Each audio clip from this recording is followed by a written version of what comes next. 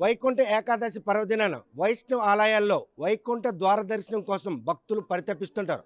ఆ రోజు రానే వచ్చింది. అర్ధరాత్రి నుండి కూడా వైష్ణవ ఆలయాల్లో ఈరోజు వైకుంఠ ద్వార దర్శనం కోసం భక్తులు తండోపతండాలకు తరలిచ్చారు. చూస్తే కనుక క్యూ లైన్లో అర్ధరాత్రి నుండి వెంకటేశ్వర స్వామి సన్నిధిలో ఉన్నటువంటి వైకుంఠ ద్వార దర్శనం కోసం వారు మాత్రం నిరీక్షిస్తున్నారు.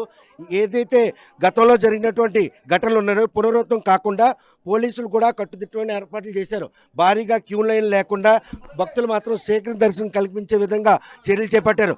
ఇటీవల పలాసలో వెంకటేశ్వర స్వామి ఆలయంలో జరిగిన ఘటనను పరిగణలో తీసుకున్నటువంటి పోలీసులు మాత్రం అటువంటి ఘటనలు పునరావృతం కాకుండా ఉండేందుకు మాత్రం భద్రతా చర్యలు కట్టుదిట్టం చేశారు. భక్తులకు మాత్రం శీఘ్ర దర్శనం భాగ్యం కలిగించేందుకు అవసరమైన అన్ని ఏర్పాట్లు చేశారు. చూస్తే కనుక వైకుంఠ ద్వార దర్శనం కోసం భక్తులు బారులు తేరే పరిణామాలు మాత్రం అన్ని వైష్ణవ దేవాలయాల దగ్గర కూడాను ఈరోజు కనిపిస్తున్నాయి. ప్రస్తుతం పిఎన్ కాలనీలో కొలువుతీరినటువంటి వైష్ణవ వెంకటేశ్వర స్వామి ఆలయంలో ఏదైతే వైకుంఠ ద్వార దర్శనం కోసం తెల్లవారుజాముండే భక్తులు పెద్ద మొత్తంలో తరలివచ్చారు. జిల్లాకే తలమానికంగా చెప్పుకునే ఈ వెంకటేశ్వర స్వామి ఆలయంలో వైకుంఠ ద్వార దర్శనం కోసం పరితపించే పరిణామాలు మాత్రం ఇక్కడ మనకు స్పష్టంగా కనిపిస్తున్నాయి.